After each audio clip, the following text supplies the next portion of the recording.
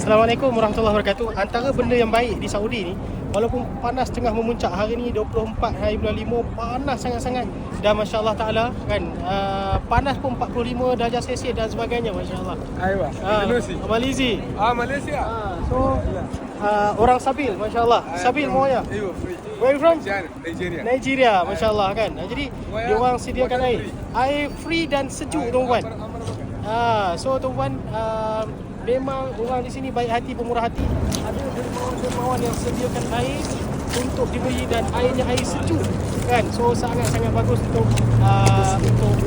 orang sini dan suatu budaya yang perlu kita praktikan, itu budaya bersedekah kan. Tengok panas tak berhenti. Berapa banyak lori sebelum ni penuh di sini, kawasan belakang sini penuh dengan lori. Tapi petang ni pukul 1.50 petang, ada 2 biji lori. Tetapi tuan-puan, benda biasa, lagi panas musim dia, lagi ramai orang bersedekah dan infak, masya-Allah taala.